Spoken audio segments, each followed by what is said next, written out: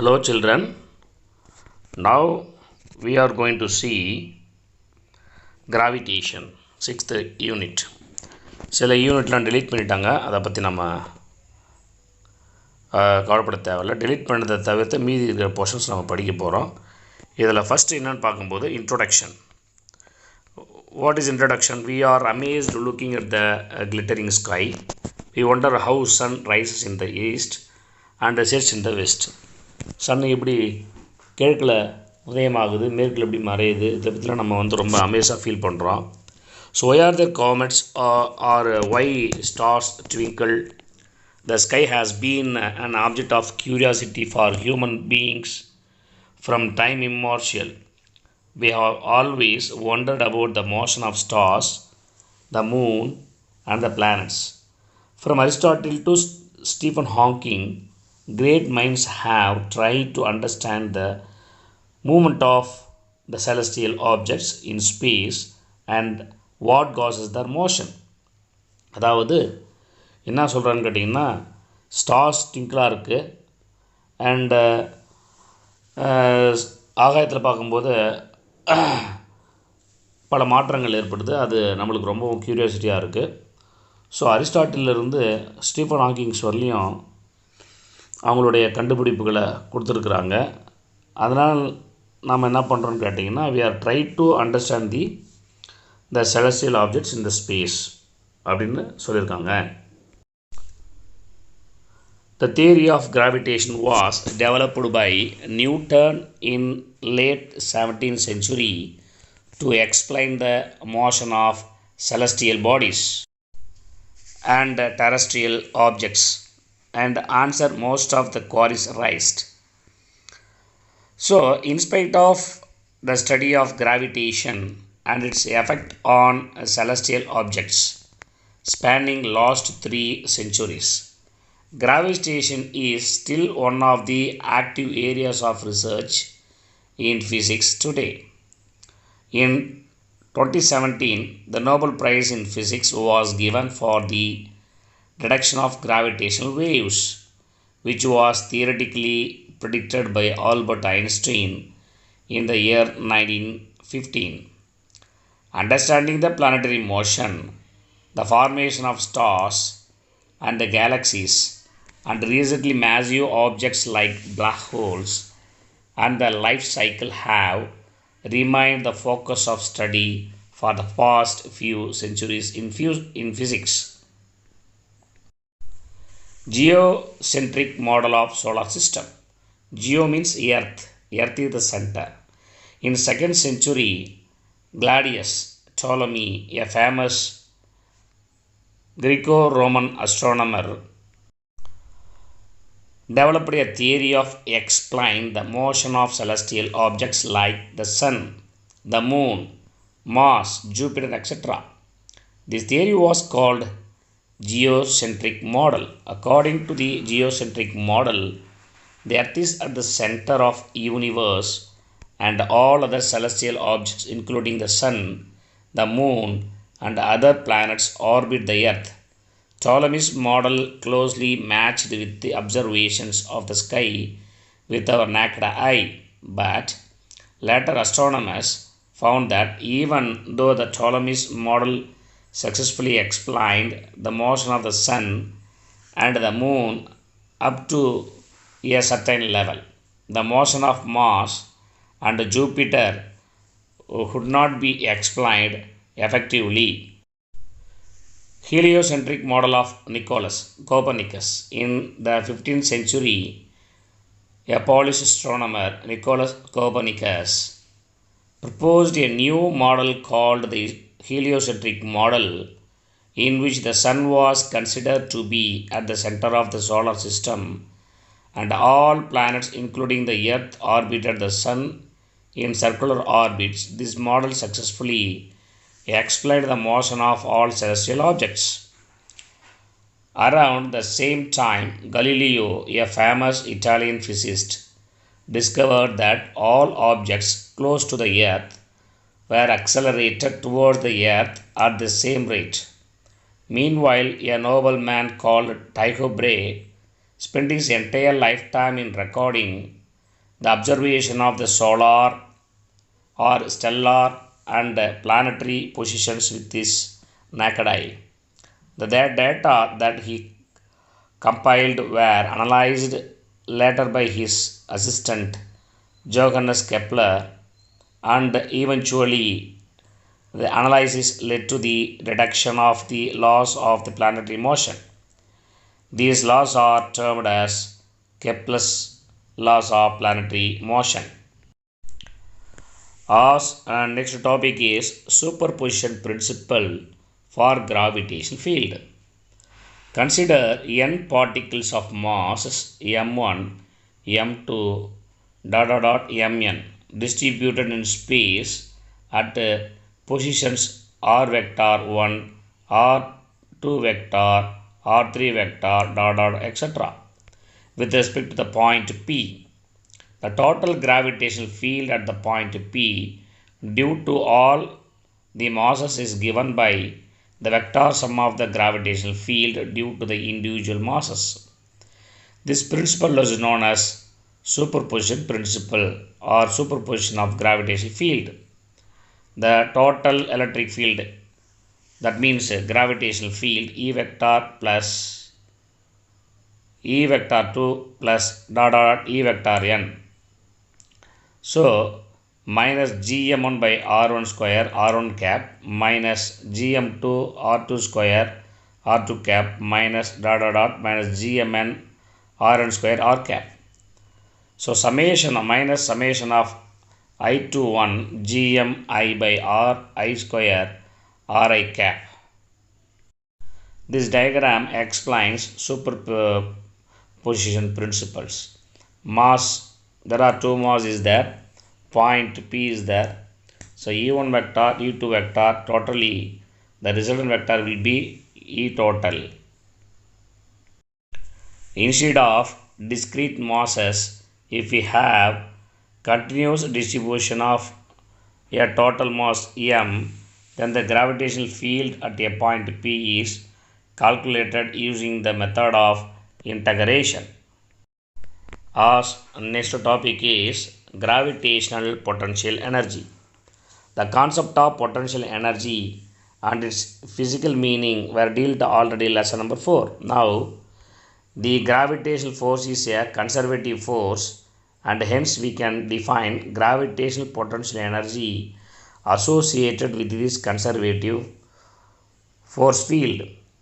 Two masses m1 and m2 are initially separated by a distance r dash. Assuming m1 to be fixed in its position, work must be done on m2 to move the distance from r dash to r as shown in the diagram. So this diagram explains. Gravitational potential. Now, to move the mass m2 through an infinitesimal displacement dr vector from r vector to r vector plus dr vector, the work has to be done externally. This infinitesimal work is given by dw is equal to f into dr. Work is done against the gravitational force. Therefore, modulus of F vector external is equal to modulus of gravitational force is equal to G m1 m2 by r square. Substituting the equation 6.22 in 6.21, we get dw equal to G m1 m2 by r square r cap into dr vector. Also we know that dr vector is equal to dr into r cap. dw is equal to G m1 m2 by r square r cap dot dr into r cap. R cap dot r cap is equal to 1 since both are unit vectors. So therefore dw is equal to G m1 m2 by r square into dr. Thus, the total work done for displacing the particle from r dash to r is W is equal to integration of r dash to r dw is equal to integration of r dash r g m1 m2 by r square into dr. So W is equal to minus of g m1 m2 by r dash to r. So W is equal to minus of g m1 m2 by r plus g m1 m2 by r dash. So W is equal to u into r minus u into r dash, where u of r is equal to minus g m1 m2 by r. This work done, W gives the gravitational potential difference of the system of masses m1 and m2 when the separation between them are r and r dash respectively. Case 1. If r is less than r dash. Since the gravitational force is attractive, m2 is attracted by m1, then m2 can move from r dash to r without any external work. Here work is done by the system spending its internal energy, and hence the work done is said to be negative. Case 2. If r is greater than r dash, work has to be done against gravity to move the object from r dash to r. Therefore, work is done on the body by external force, and hence work done is positive. It is to be noted that only potential energy difference has physical significance. Now, gravitational potential energy can be discussed by choosing one point as the reference point. Let us choose r dash is equal to infinity. Then the second term in the equation 6.28 becomes 0. That means W is equal to minus g m1 m2 by r plus 0. So now we can define gravitational potential energy of a system of two masses m1 and m2 separated by a distance r as amount of work done to take the mass m2 from a distance r to infinity, assuming m1 to be fixed in its position, and is written as u of r is equal to minus g m1 m2 by r. It is to be noted that the gravitational potential energy of the system consisting of two masses m1 and m2 separated by a distance r is the gravitational potential energy difference of the system when the masses are separated by an infinite distance and by distance r. U of r is equal to u of r minus u of infinity. Here we choose u of alpha is equal to 0, u of infinity is equal to 0 as the reference point. The gravitational potential energy u of r is always negative because when two masses come together slowly from infinity, work is done by the system. The unit of gravitational potential energy U of r is joule and it is scalar quantity. The gravitational potential energy depends upon the two masses and the distance between them. Gravitational potential energy near the surface of the earth.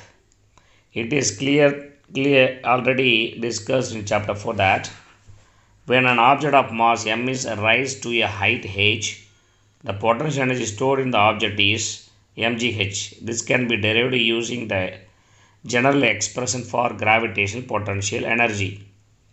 That means this diagram shows the gravitational potential energy near the surface of the earth.